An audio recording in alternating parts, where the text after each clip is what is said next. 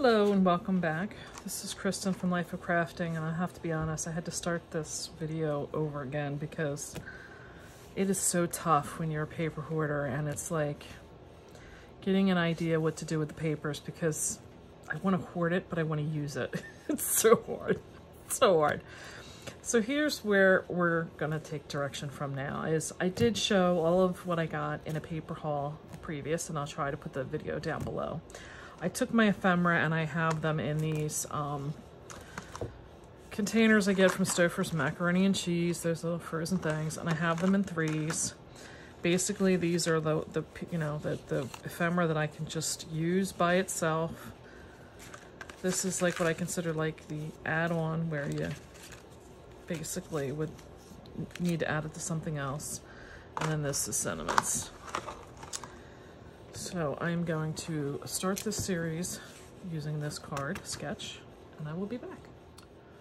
Kind of not done yet, but I wanted to walk through this with you before it got too late in my night, and I'm kind of gonna let this sit overnight. And so I want to talk through what I did here. I did my base layer here in this paper that it is really beautiful. I'm not sure whose it is. It's like a brushed gold foil. It was one I got from one of my friends that was cleaning out their craft room. I don't know if it's a Stampin' Up because the way she's got it stored with this cardboard makes me wonder. But it really is beautiful. It's not a real shiny. Like I said, it's more brushed, almost like the shimmer paper. So I did that as a layer. Then I did bring in the Blushed Bride pink from Stampin' Up. Like I said, I'm trying to work my way out of it, but you know what? Some of their colors you can't get anywhere else. This is a Dainty Diamonds 3D embossing folder. It has been discontinued from Stampin' Up, but it is just such a beautiful, classic design. Here, I'll bring it up closer to the camera if you can kind of see. I will show you how it embossed in a minute, but I'm trying to let this dry a little longer. So I did that embossing because the sketch I decided to use, I should have showed you this too, was the Operation Right Home 218. I thought, you know what, let me start with one of my favorites because it's going to be hard for me to cut this paper anyway. If it's one I want to do or like to do or know to do, it would be easier. So this is the one I chose. I did cut my paper in a 3x3 because I wanted to be able to get the 4 out of a 6. I cut my 6x6 paper pad to get this pattern with the poinsettias. And then I also made a diligent effort to use the most as I can. So this was cut at a I cut my edge off. This was 5 3/8 wide. And then I only cut this at 1.5. So again, I can get my 4 cards out of the one sheet. And I layered that deer paper up with that same gold foil. Then I backed the poinsettia up with, I believe it's called Christmas Red from Hobby Lobby. I like using these cheaper light, just because I'm going to be making so many of them. This would probably be really good with a lot of different reds that are out there. So that was the next layer. I'm opting to forego the flag because I don't want to cover up my little deer. The deer need to be showing. So I made a point that the paper came down this way. This went up to the corner, meaning this paper here. I then cut out these poinsettias, and this stamp is called, or this die is called the Cinch and Go from Spellbinders. I believe it is discontinued. I will see if I can find some links to provide you down below. I like the fact that there's they layer up very nice. Their shape is nice. There's just a lot of nice things about this die. I really hope they have not discontinued it. So when you die cut these, there is a hole in the center. Let me get the die. I should have brought that over.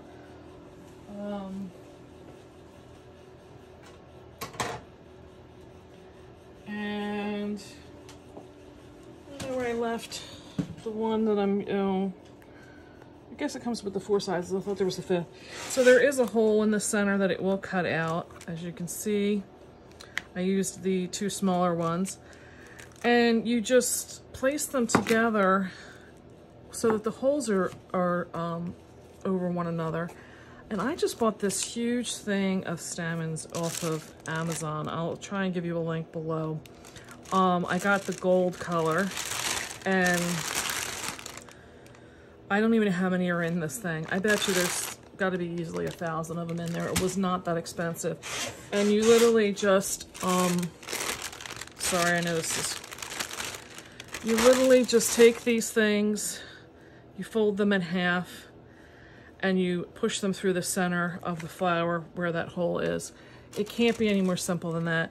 I then take it and put a glob of glue on the back, and I use my reverse tweezers to secure it. So I will try to make one on the video and show you. So I did the 2 smallest, 1 small, and the next size up for this one.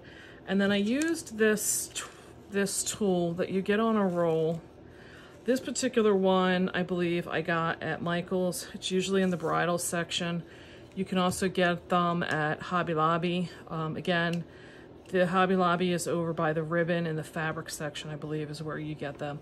I've had all different colors. I used one, there is a video that I showed where I made a video, a wreath for my home. I used a brown with a brown glitter. There's all colors under the rainbow with all different. This particular one has a white base with the gold glitter on it. Some of them have like a red base with red glitter, but they are nice when you want to add a little bit of color.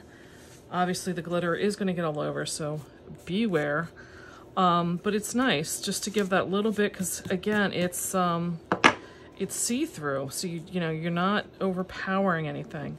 So my intent, I'm going to see, maybe put some of the ribbon or some of the twine in there, and I got to get a small little sentiment for the side of this. So I'm going to end for this evening, but before I forgot what I did, I wanted to get that on record. And then I will finish this up and let this dry, and I'll be back for the next segment. See ya. I had said before that maybe someday I would show you how I was making these 3D flowers. And I'm putting these together, and I thought, why don't I just show it now? So they're not that difficult. You could do this probably with almost any poinsettia you have. I think what's nice about these is because of their rounded shape like that, they have like that nice like uniform kind of thing. But all I do is pinch these leaves together, and I have a Barney wanting to go out. No. So you just kind of get it cupped up. You can kind of see that. And it just cups up this one. So this is the one that's got the smallest with the like medium size. And yeah. If my art glitter glue wanted to work, see what happens when you take a break and you go do something like die cut.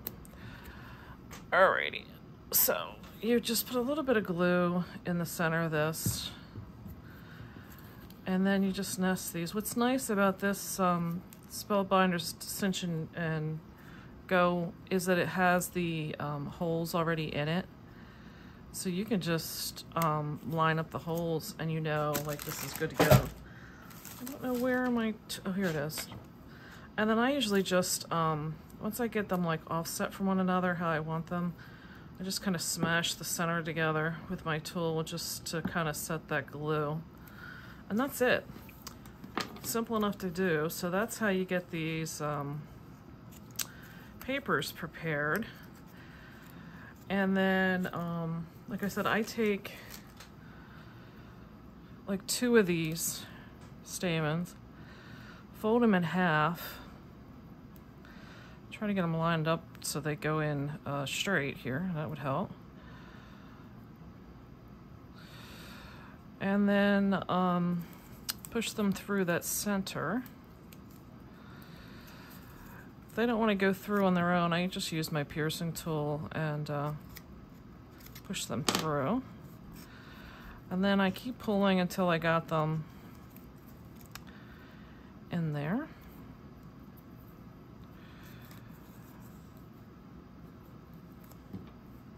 And this is really pretty much the hardest part, is just trying to get these.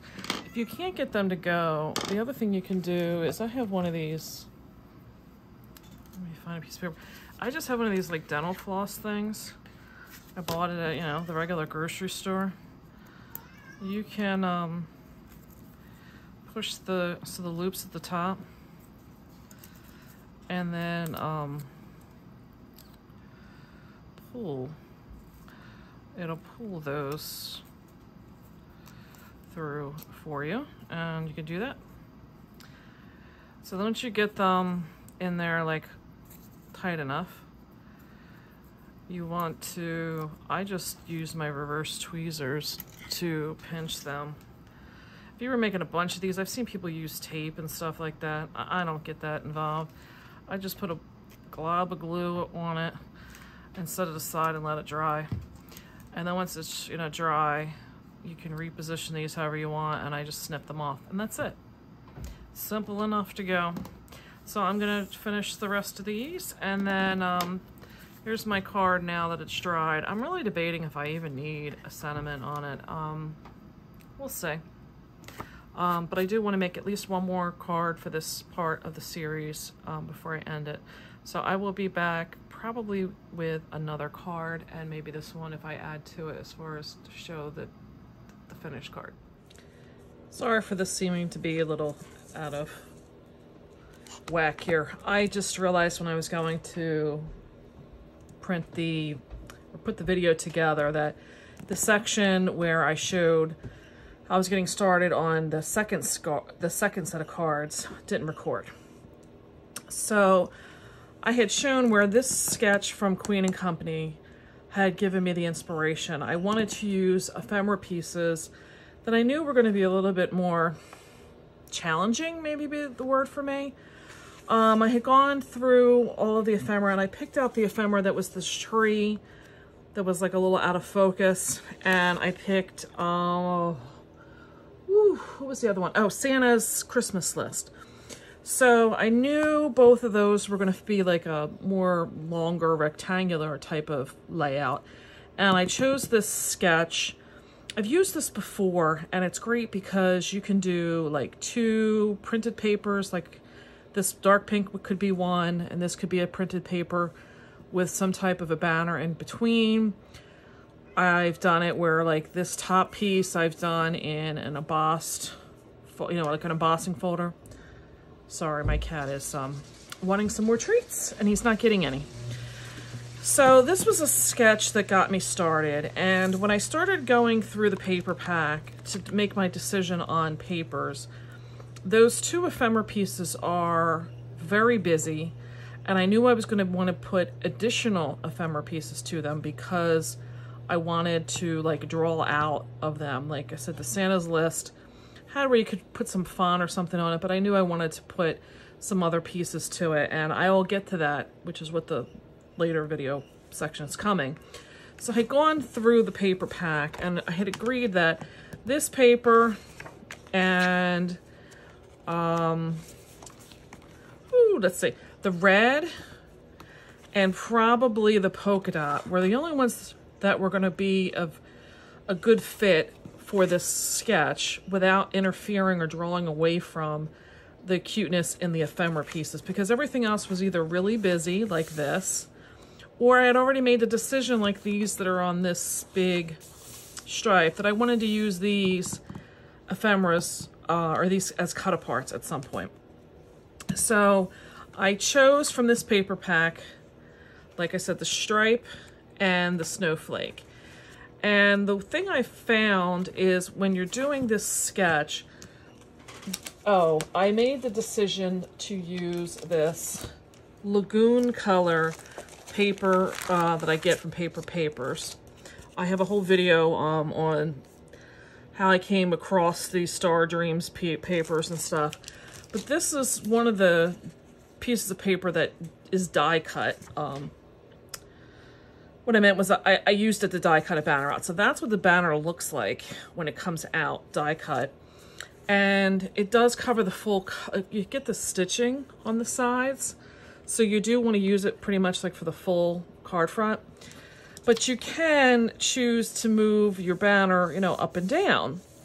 So the way I was showing as well is that I would take my 2 different printed papers and I would stack them one on top of each other and put them down and then make the decision, like let's say I'm gonna put the banner here, and then I go underneath of that paper and either mark it like you see here with the pen, like halfway down, or I just make a little slit with my scissors, because what it's doing is it's giving me where the layout is going to be. And by stacking these one on top of each other, when I take, and if you haven't done this before, it's pretty easy. I put the, let me see if I can keep this in frame. I put these lines on here. So let's say this was my 2 lines. You would take the one line and put it right where your cutting blade would be, and take the second line and put that where the cutting blade would be, and you would cut. So by having these stacked one on top of each other, and you do that and you cut them both together, it would allow me to then take, in my example, I wanted to keep the snowflakes, this red snowflake on the top. So by cutting them one on top of each other, I know they're going to be a good fit, meaning that the distance is going to be correct where I needed it for the layout. And I could take, because I'm going to have, you know, like 1 slice cut of the red and a slice of the stripe down below. So then I could just take the second one that I cut and just reverse it. So I could use both of those as a card front. So this will now continue into where I go through the construction of this, and I hope all of this makes sense. All right, thanks.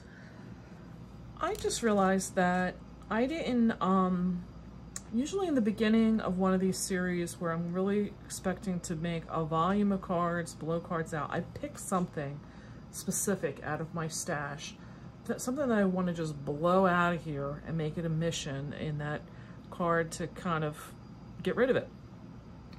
The only thing I think of is I've had these sitting next to me. You know, and there's not that many of them, but that'll be easy. I don't know what else, but we'll see as I go along. But I also hear, and you'll hear it, a lot of other makers will talk about like having, like if you're in the holiday, get yourself like a tray of things you want to use and like focus on them. And I don't know that I do that for the season, especially because I make so much with Christmas. But I like to get together a grouping of stuff when I'm doing a paper pack. And so some of the stuff I picked for this particular paper pack was some of these ribbons, but this particular red, I said in the beginning, this paper was going to be hard. This paper is kind of what I would describe as maybe sun bleached. Like it's not aged. There's no like browns or anything in it. It's just not very saturated in the color. So the reds, a lot of these reds are not going to match to this particular paper. More in the pack, that stuff will go. But I did have this wired, I think they call this eyelash ribbon. It's from Michaels, and I'm thinking I'm going to use a piece of that in here. I did bring in these, I just showed this in a haul recently, these diamond dots. I love the reflection on these. They're very brilliant. They're small, they're tiny. So they're gonna be like a good accent. The red, again, is not gonna be really well to go with this paper, but I think the white is gonna add something in the back. So I'm thinking I may use some of these, maybe add 1 or 2 of these to it. And I did pull out, I have a bunch of different, a lot of Queen & Company. I love their embellishments. Love these posies. They're supposed to be red, these petite posies, but they're more of a pink. But the brilliance is just beautiful. These lollies are a perfect color. I think I may pull in 1 of those as a candy. But a lot of pearls from them. This is that Stampin' Up! One I've used before. I'm not sure I want to use that up on this paper project. And I did bring in some of the candies. Those Polymer candies I've had. I think I got these off of Etsy. And I think they may be a good piece on some of them. I just don't know for this one. And then my last thing is I like to bring in sometimes these little punches with the holly or the stars when you just want something a little extra to add. So,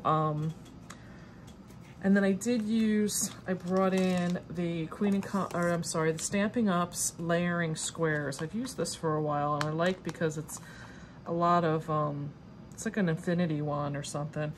But the thing with this was that it was more rectangular. I really had to cut some off of either side to get it to fit in one of these squares. So I think that's gonna help add some, you know, some more interest to this card, having that behind the sentiment. So I am gonna now finish this card off and I will be back. I do have this Petite Posies in white as well, and I think I may try and mix some of these in with those. We'll see. But I will get this card finished and I will be back. I'm back and I want to show you kind of where I'm at right now. I'm thinking I better get some video here. I'm at this point with the same layout that I had for my other one. And I'm thinking to do, and I'm not sure if I'm keeping this or I may go to the size bigger. Put this in the center. I fussy cut this. And I said I was gonna do like these on the side. And I'm still looking, it does need some texture, so I'm not really sure what texture I'm bringing in yet, but I need a sentiment. And I was thinking like, how do I add a sentiment? Well, I'm gonna add it on here.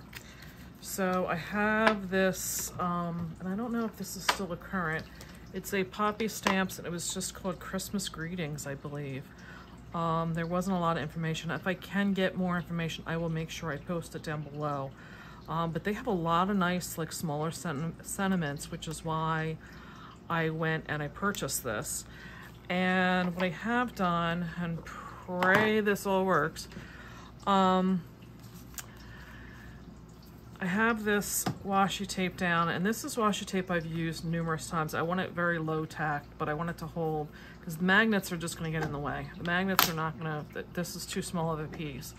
So I'm going to stamp this, and then to make sure I don't have to keep trying to do this again, my intention is I'm going to just put this one right over top of it, and I have, you know, more of my low tack washi tape that's been used numerous times. I'm gonna just stamp over the top of this, put this one over top and stamp that. So wish me luck. I'll be back. Got the first one done, and I guess I should specify I'm using Memento Tuxedo Black ink. The reason I'm doing it in the Misty is because I'm not really familiar with this company's paper and things, and it's a good thing I did because I didn't know if there was like any kind of a finish to this paper. So I wanted to make sure that this is really gonna take. And it did take 2 or 3, and I got them both done, and I tried to wait a couple seconds in between, but you know what? If the first one was not dry, it doesn't really make too much of a difference because it's just gonna go in the back of that. So there we go. That gives us our sentiment now. And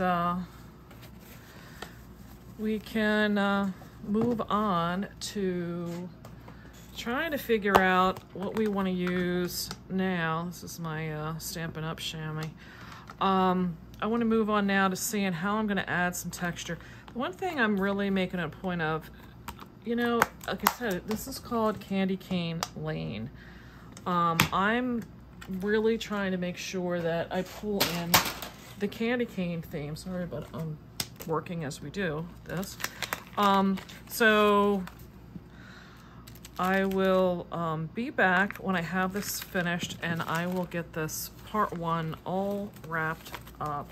I am making this a little longer, but you know, it is a more expensive paper pack, and it's one that I really think needs to really be done up.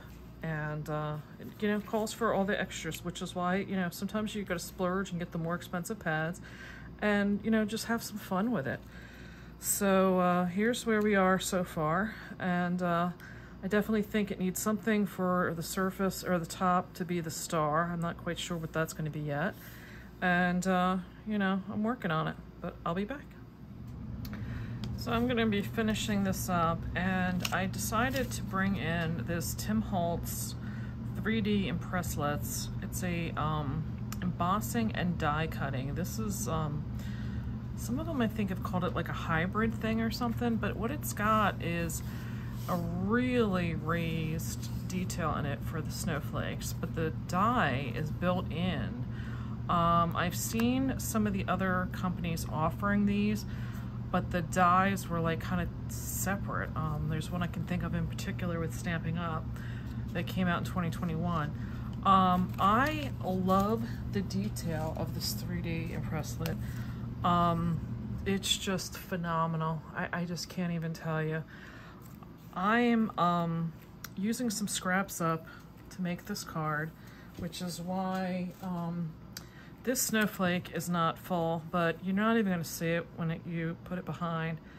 But one of the things that you're going to find when you get, there's so much dimension here, that some of the issue you're going to have is trying to get it on the paper, because it is so raised up that you know, it's you're kind of having to push it onto the paper, which is why for me I'm using it like behind the tree, because I need to add some depth to this card, and that really helps.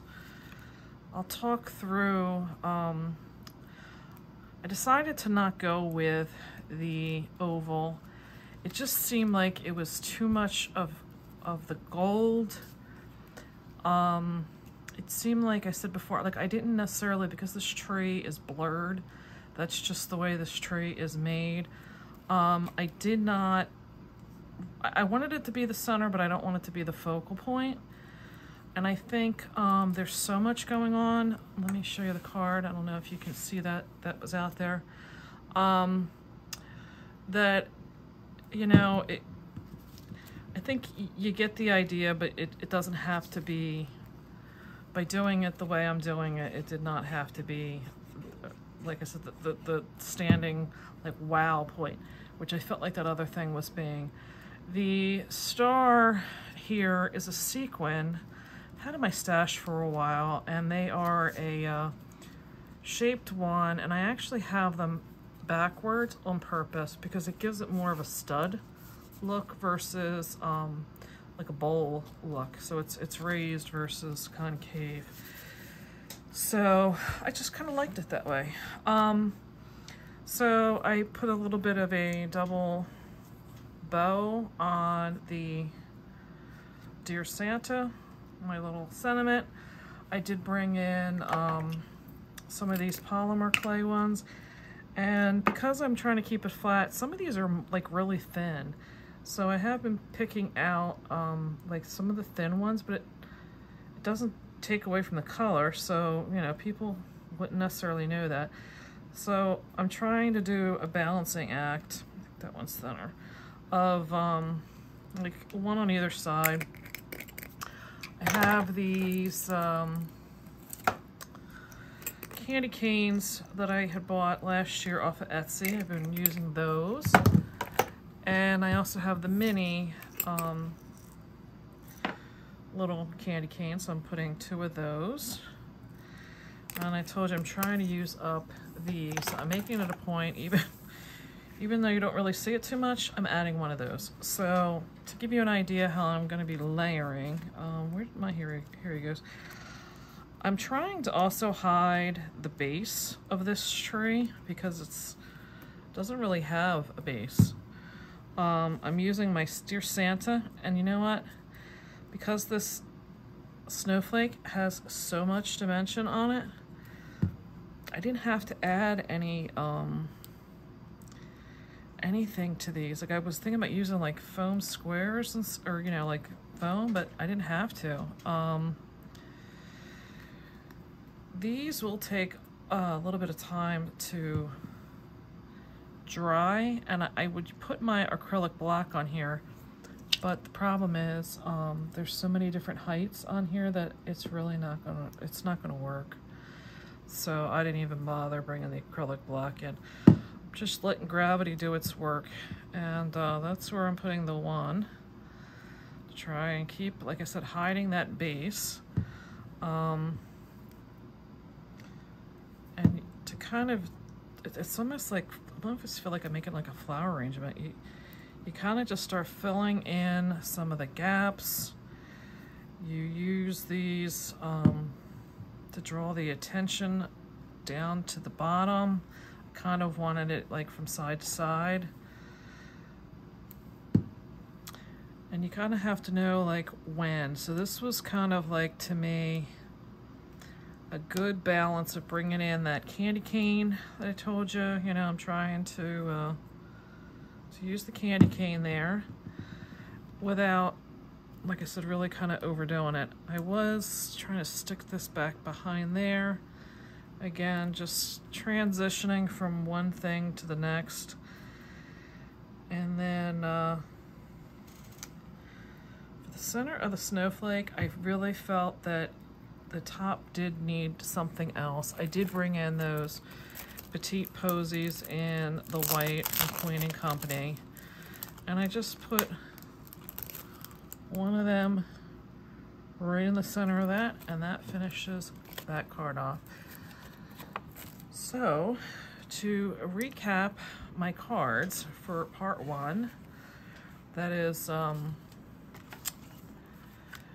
4 cards, and I still haven't decided on the sentiment. When I take the picture, if I do add the sentiment, I'm thinking about doing a tag with some of this twine on it and just tucking it in behind. But my problem is I don't think that it's going to match. No, I guess it's pretty close. I didn't think the colors were going to match. So there is my 8 cards from part 1 of the Prima Marketing's Candy Cane Lane, and I believe this was designed by Frank Garcia.